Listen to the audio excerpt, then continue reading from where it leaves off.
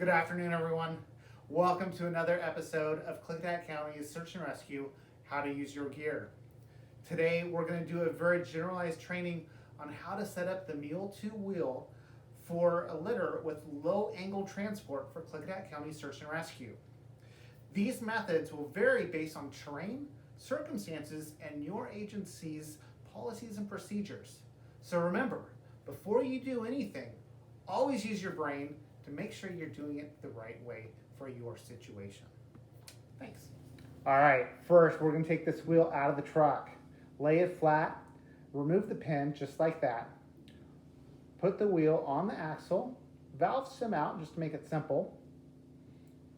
And put the pin, see that's the valve stem, put the pin right back in right there. All right, you can do a little spinny thing right there with the wheel just to make sure that the wheel works. Now you're gonna, from this same position, you're gonna open one of the legs and pin it in approximately the third hole. And this will help us have stability once we flip it over so that it'll be flat and the wheel won't be touching the ground when we wanna put the litter on. And put the pin on the other side.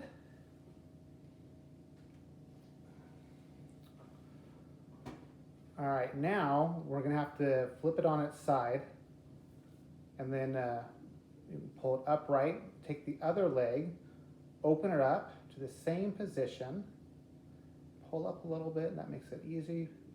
Same position of that third hole, put the pin in, and again, you can do a little spinny thing on the wheel.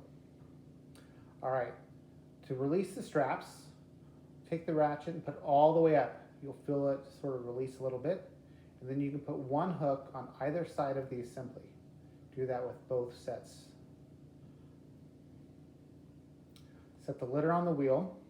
The litter will be centered if the weld point on the litter lines up with the Traverse Rescue logo on the wheel. Great.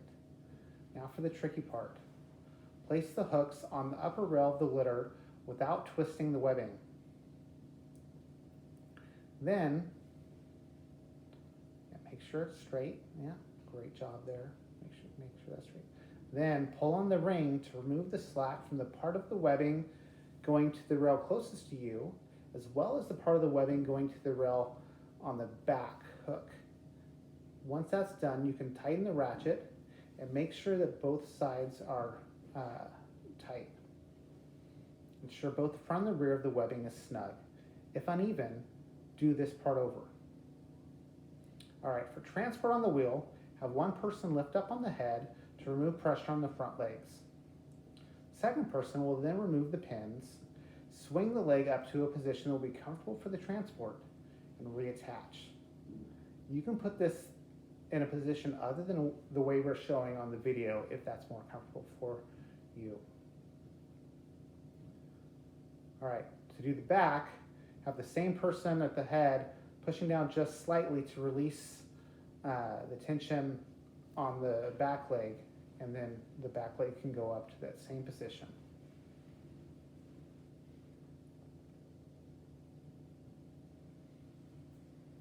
Once it's up, you can then reattach the pins. Make sure that's stable. Good job, James. And then transport, wee, all the way around. All right, good job. Now, to reverse the prior steps to get the legs back down and stable. Flip the ratchet up to release the tension on the strap and safely remove the litter. Do this without hurting your patient, please, or subject, whatever you want to call her.